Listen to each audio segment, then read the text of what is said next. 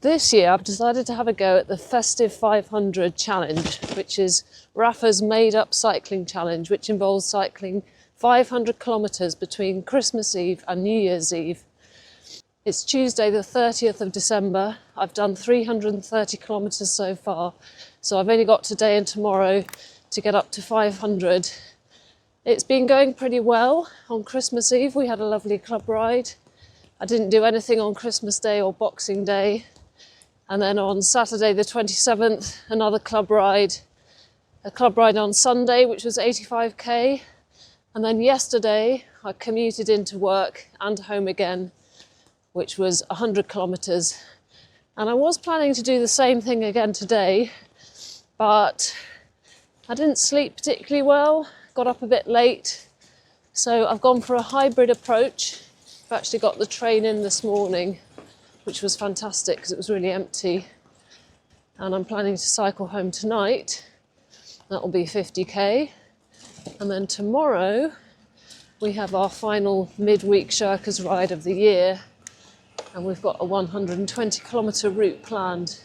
And I got off at Clapham Junction just to give me the opportunity to have a little ride along the river all the way to work. And I'm really pleased I did because the weather's gorgeous. I've avoided a pretty stiff northerly headwind by not riding all the way in, and hopefully when I ride home this afternoon the wind will be behind me, which it was yesterday, and that will really help because it is very, very cold as well. We're just coming up to Albert Bridge, which is my favourite London bridge. I'm going to go over it and come back over it just for the hell of it.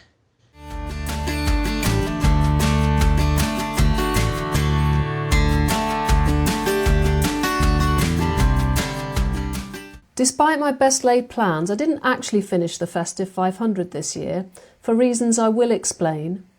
I in no way regard this as a failure though. The challenge is a totally arbitrary one, so I can live without ticking it off. And I've learnt 3 important lessons that I'll share with you by nearly completing it. Let me know in the comments if you attempted the challenge and if you completed it. So the reason I decided to do the Rapha 500 was partly because I could. There was an alignment of circumstance which made it possible. My children are scattered across the globe. I've also run out of annual leave, so I had to come to work anyway. And the third reason is the weather is perfect, so that helps. And then the other reason for doing it was kind of as an experiment to see how I would deal with endurance.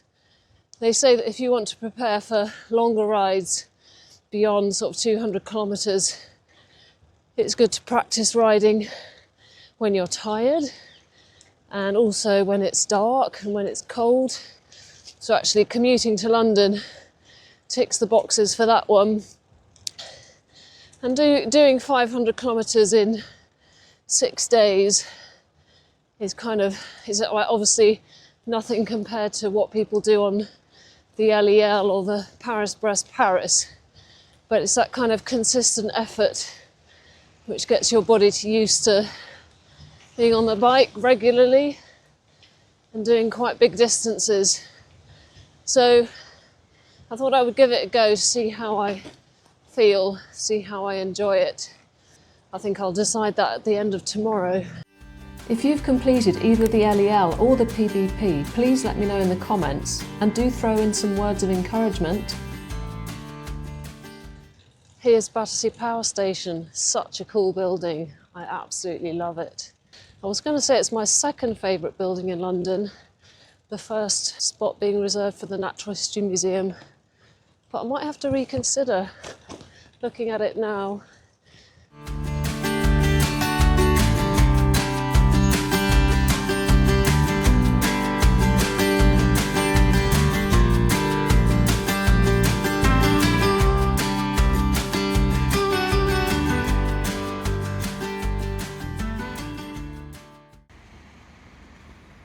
I'm heading home after a quiet and productive day in the office.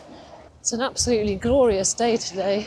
The first lesson that I've learnt by trying to squeeze 500k in between Christmas and New Year, around family time and work commitments, is that to be an endurance rider, I need to manage effort, tiredness and fuelling in a sensible way.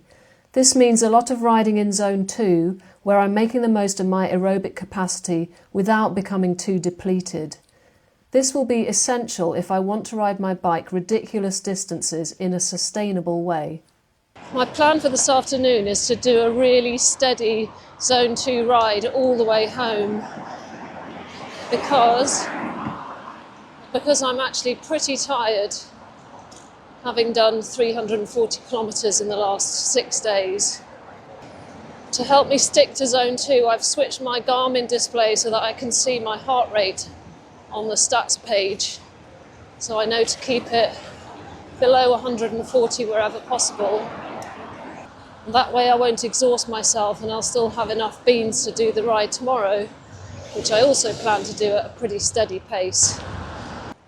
One of the other reasons I'm doing this Rapha Festive 500 is because I'm training for the Vattenranden bike ride in June, which is a 315 kilometre ride around the Vatten Lake in Sweden. There are about 20 of us from the club going.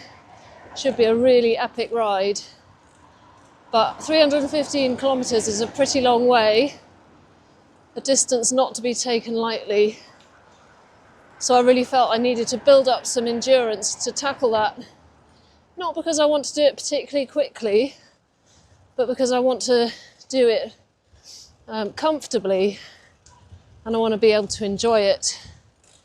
The second lesson is that I understand my cycling philosophy a bit better. I've never subscribed to the sufferfest or pain cave culture that's popular in some corners of the road cycling world. I ride because I love it, and it's rarely been painful, even if it's sometimes what you might call type 2 fun. I want to take on long, challenging rides because I want to feel intrepid. I love the sense of adventure, freedom and independence that comes from launching yourself into the world with just your bike and a few essentials and seeing what might happen. Although there's a feeling of accomplishment that comes with completing a big ride or race, I'm really doing it for the process. I love riding my bike, so training by riding to work isn't a hardship, but a good excuse to do yet more gliding around on my bike. I'm back in Richmond Park and I'm really enjoying this Zone 2 business. Once you get your head around the idea that you're going to take it easy, it's really very relaxing. Well, I'm on the hill. I'm in my granny gear already in my efforts to stay in Zone 2.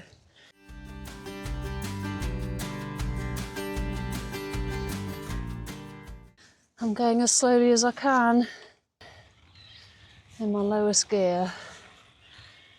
People shooting past me. I'm zigzagging across the road because I'm going so slowly. Got up to 139, but didn't hit 140. Now it's going back down again.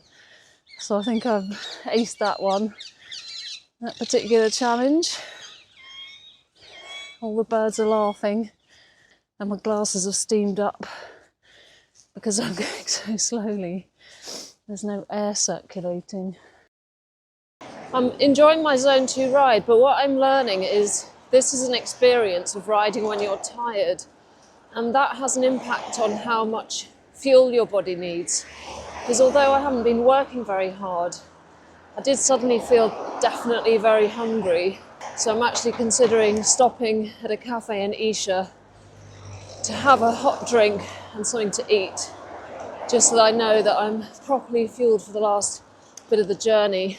Because the last thing I want to do is run out of beans when I've still got 20 or 15 kilometres to get home, because that could feel like a really long time. Well, I just stopped at Gale's in Isha for a delicious cinnamon bun and a hot chocolate, and I feel much better because of it. So even an efficient engine working in Zone 2 needs fuel. If you feel the urge, I think it's worth stopping to eat. It'll make the last part of the journey much better. The third lesson I learned is simple. Safety first. The reason I didn't finish the challenge is because it was too cold to ride on December the 31st. The roads were icy and it wasn't worth the risk to go out on them. I was over 100k short of the 500-kilometre total, and there was absolutely no way in the world I was going to do that indoors on a turbo. Instead, we went to our usual coffee shop and had 3 rounds of hot drinks and a good catch-up, with a bit of end-of-year Strava top trumps thrown in. The safety first message was reinforced a few days later after a gravel ride, ironically chosen to avoid the icy roads, which ended with 5 of us coming off our bikes, myself included. I got off lightly with a big bruise on my bum, but 2 others were far less fortunate. Their bones will heal, but they'll be out of action for a while, and I feel really bad about what happened to them. So the safety of myself and others will always come ahead of completing any challenge. By attempting and not quite completing the Rapha Festive 500, I've been inspired to take on some longer bike rides this year. This morning I'm on another hybrid mini commute to work from Clapham Junction, this time on my Brompton, and when the weather's warmer I'll get a full bike commute in once a week. I've also joined Audax UK and signed up for some big rides, including a 600-kilometre in June, and I'd like to try and qualify for Paris-Brest-Paris in 2027. In case you're wondering, an Audax is a long-distance bike ride that isn't a race but has to be completed within a given time limit. The word Audax means bold or courageous, as in audacity and audacious, and sums up the spirit of long-distance riding. Let me know in the comments if you've got any long rides planned for this year and how you're preparing for them. I'd love to know. Thanks for watching, and I look forward to seeing you on my next cycling adventure.